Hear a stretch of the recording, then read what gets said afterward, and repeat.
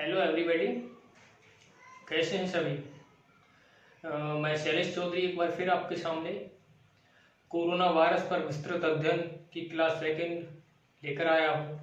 पिछली क्लास में हमने कोरोना वायरस डिसीज यानी कोरोना वायरस जो बीमारी है उसके सर्वप्रथम लक्षण हमने कहाँ देखे थे उस पर बात की थी। ठीक है, तो हमने देखा था कि चीन का जो वुहान शहर है वहां से इस कोरोना वायरस के सर्वप्रथम लक्षण हमें मिले थे। जो एक महिला थी वी गुक्शान, उसमें लक्षण प्राप्त हुए थे, जो जनवरी तक स्वस्थ भी हो चुकी थी। ठीक है, उसके बाद चीन ने जो उसके तथ्य हैं कुछ पाए भी थे, कुछ बताते हैं, लेकिन हम जो विश्व में यानी विश्व में चीन ने जो जानकारी दी इस वायरस के बारे में, चीन ने 7 जनवरी को इसने इस बीमारी के बारे में उजागर किया। ठीक है, तभी WHO सतर्क हुआ। WHO ने इसका 23 जनवरी को यानी WHO ने 23 जनवरी को सार्वजनिक आपातकाल की घोषणा की, सार्वजनिक स्वास्थ्य आपातकाल की घोषणा की। कब? 23 जनवरी की WHO ने घोषणा की। उसके बाद ये 30 जनवरी को यानी 30 जनवरी को WHO ने सार्वजनिक स्वास्थ्य आपातकाल घोषित कर दिया।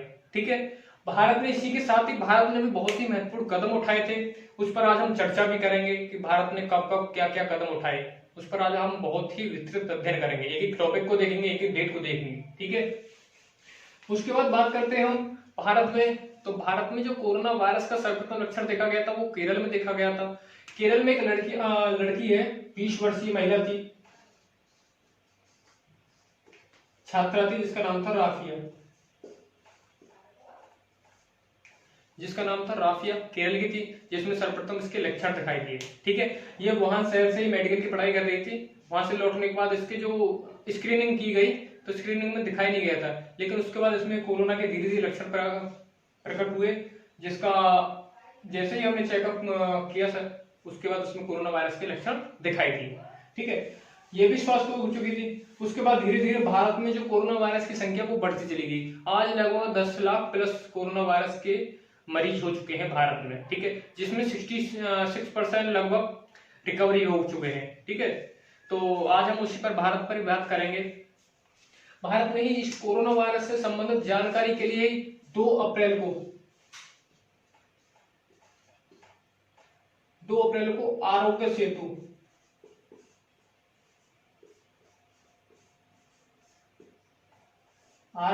ऐप लॉन्च किया, जिससे क्या है कि इसमें जो भारतीय जनता जो भी है इसमें अपनी जानकारी भरेगी, तो इससे पता भी चल जाए कि किसके कोरोना लक्षण है या नहीं भी है कुछ। ठीक है, उसको सतर्क करने के लिए इस ऐप को लॉन्च किया भारत सरकार ने। ठीक है, उसके बाद अब हम बात करते हैं भारत में कैसे कैसे इस पर क्या क्या महत्वपूर्ण कदम उठाए। ठीक है, तो सर्वप्रथम पहले बात करते हैं हम। ठीक है, सर्वप्रथम कोरोना वायरस को लेकर के भारत सरकार ने बहुत ही महत्वपूर्ण कदम उठाए। 7 जनवरी को चीन ने दुनिया को वायरस की जानकारी दी। ठीक है, मैंने बताया था 7 जनवरी को चीन ने विश्व को इस वायरस के बारे में जानकारी दी। 8 जनवरी को भारत सरकार एक्टिव हो गया, इसने पहली मिशन मीटिंग की। भारत सरकार 8 जनवरी को तुरंत एक्टिव हो गया, उसने पहली मिशन मीटिंग की। उसके बाद 17 जनवरी से भारत में चीन से आने वाले सभी फ्लाइटों को बंद कर दिया। ठीक है, यानी स्क्रीनिंग स्टार्ट कर दी यात्रियों की। यानी 17 जनवरी से भारत सरकार ने चीन से आने वाले सभी यात्रियों की स्क्रीनिंग स्टार्ट कर दी। उसके बाद 25 जनवरी को प्रधानमंत्री मोदी के प्रधान सचिव ने कोरोना की जानकारी के बारे में एक उच्च स्तरीय बैठक की। ठीक है, उच्च स्तरीय बैठक की कब? 25 जनवरी को। उसके बाद 29 जनवरी को भारत सरकार ने N95 मास्क और पर्सनल प्रोटेक्शन इक्विपमेंट यानी PPE किट जो है, ठीक है, N95 मास्क और PPE किट के निर्यात पर रोक लगा दी।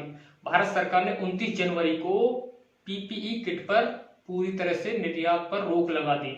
उसके बाद 30 जनवरी को पहला मामला सामने आया था केरल में, जो मैंने बताया था 20 वर्षीय, क्या नाम था उसका? राफिया का। ठीक है, और उसी के साथ ही भारत सरकार ने 6 लैब की व्यवस्था कर दी।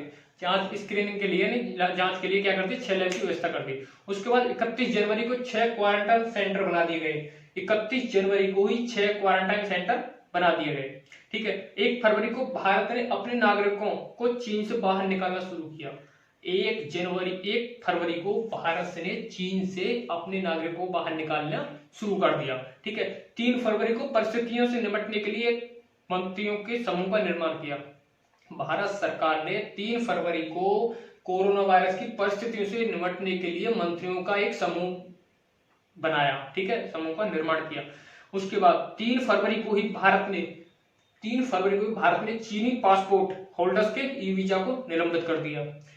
कब? 3 फरवरी को ही चीन के पासपोर्ट, ठीक है, ई वीजा, पासपोर्ट होल्डर जो ई वीजा थे उनको क्या कर दिया? निलंबित कर दिया। कब? 3 फरवरी को। उसके बाद 7 फरवरी को भारत में कोरोना वायरस के 3 ही मामले थे। 7 फरवरी तक, यानी 30 जनवरी को क्या आया? पहला मामला आया। 7 फरवरी तक कोरोना वायरस कितने मामले रहे? 3 ही मामले रहे। ठीक है। स्क्रीनिंग कितनी की गई? 1,39,000 लोगों की स्क्रीनिंग कर दी गई। 1,39,000 लोगों की स्क्रीनिंग की व्यवस्था हो गई। ठीक है। उसके बाद भारत सरकार ने यानी 13 फरवरी को स्वास्थ्य मंत्री ने कोरोना को लेकर मीटिंग की। 13 फरवरी को कोरोना को लेकर स्वास्थ्य मंत्री ने स्वास्थ्य मंत्री कौन है? हर्षवर्धन जी ने एक मीटिंग की। उसके बाद 22 फरवरी को सिंगापुर से लेकर एडवाइजरी जारी की। भारत सरकार ने 22 फरवरी को सिंगापुर को लेकर एक एडवाइजरी जारी की। 24 फरवरी को वियतनाम, नेपाल, इंडोनेशिया, मलेशिया के यात्रियों को स्क्रीनिंग के लिए शुरू कर दिया, यानी स्क्रीनिंग उनकी भी शुरू कर दी। किसकी?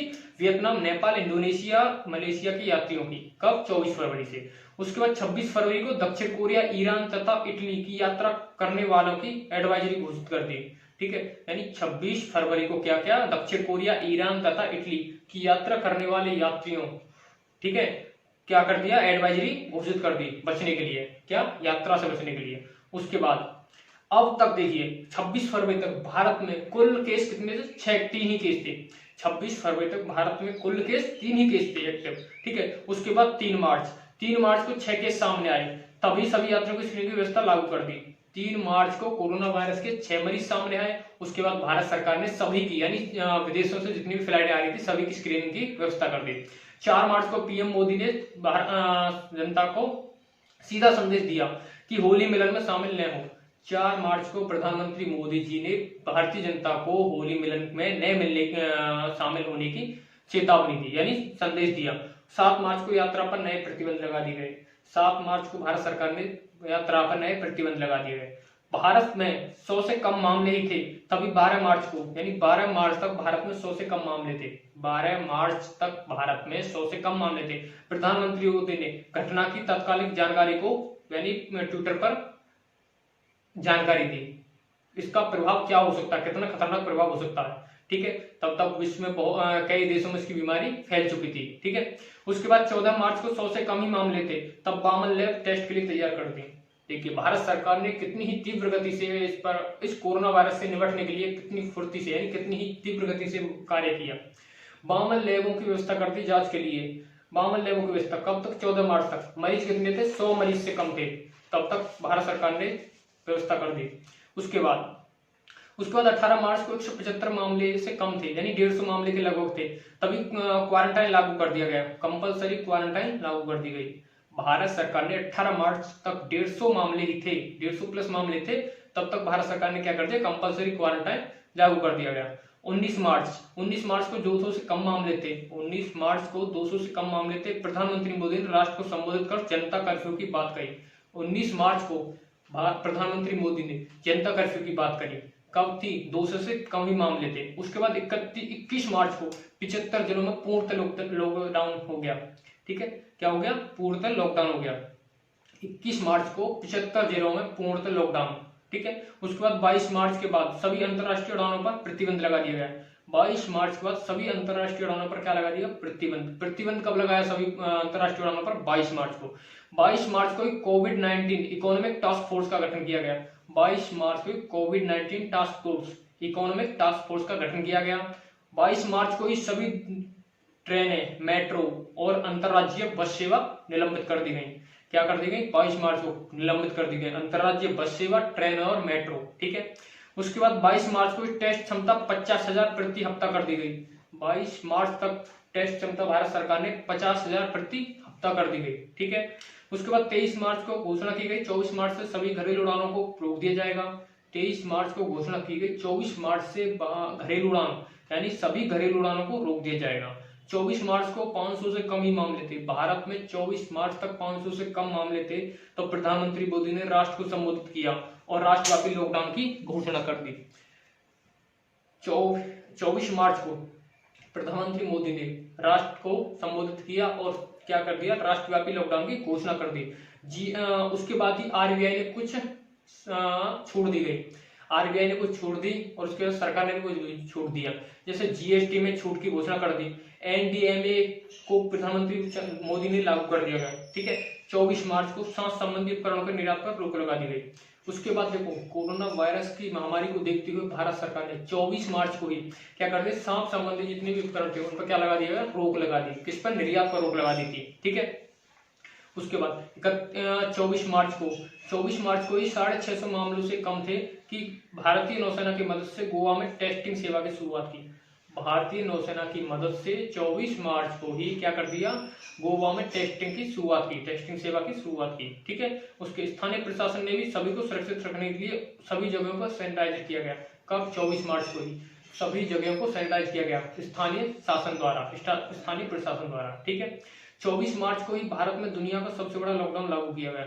24 मार्च को भारत में दुनिया का सबसे बड़ा लॉकडाउन किया गया। ठीक है, उसके बाद 26 मार्च को 750 से कम मामले थे कि भारत सरकार ने आर्थिक पैकेज की घोषणा कर दी, किसानों के लिए, गरीबों के लिए। ठीक है, आर्थिक पैकेज की घोषणा कर दी। 26 मार्च को जरूरतमंदों के लिए उज्ज्वला योजना के तहत सिलेंडर, फ्री सिलेंडर दिए गए। उज्ज्वला योजना के तहत फ्री सिलेंडर दिए गए। उसके बाद संपूर्ण लॉकडाउन के तीसरे दिन, संपूर्ण लॉकडाउन कब लगा था, 24 मार्च को लगा था। उसके बाद तीसरे दिन ही 900 से कम ही मामले थे कि रिजर्व बैंक ने भी कुछ रियासतें दे दी, रियासतें यानी छूट दे दी, कुछ दरों में बड़ी रियायत दे दी, ईएमआई पर 3 महीने की रोक लगा दी गई। ठीक है, वर्किंग कैपिटल लोन आसान कर दिए, अंतर्राष्ट्रीय यात्रियों पर ट्रैकिंग के लिए नए कदम उठाए। तो भारत सरकार ने मार्च में ही इतने बड़े बड़े कदम उठाए कि कोरोना पर बहुत ही अहम कदम उठाने के बाद कोरोना पर थोड़ा सा रोक लगाई गई। ठीक है, उसके बाद भारत में धीरे धीरे कोरोना के मरीज मतलब संख्या बढ़ती गई। आज लगभग 10 लाख के समथिंग भारत में कोरोना के मरीज हैं। भारत में बहुत ही तीव्र गति से अब देखा जाए तो कोरोना के मरीज बढ़ रहे हैं। तो मेरी आपसे सभी से रिक्वेस्ट है कि सभी घर पर रहें, सेफ रहेंगे और पढ़ाई करते रहें नियमित रूप से। मेरी कोशिश रहेगी कि आपको डेली कुछ ना कुछ नया देने की कोशिश रहेगी। ठीक है, तो इससे आगे हम फिर अगली क्लास में पढ़ेंगे। आज के लिए इतना ही काफी है। ये महत्वपूर्ण टॉपिक है, कभी भी क्लास यानी एग्जाम में आ सकते हैं, कभी भी पूछ सकती है कि अंतर्राष्ट्रीय उड़ानें कब बंद की गई। ठीक है, राष्ट्रव्यापी लॉकडाउन कब लगा, विश्व का सबसे बड़ा लॉकडाउन किस देश में लगा। ठीक है, भारत में लगा। तो आई होप, मैं आशा करता हूँ कि आपको समझ में आएगा। अगर कोई डाउट हो या कोई सुझाव देना चाहते हो तो हमें आप कमेंट बॉक्स में बता सकते हैं। धन्यवाद।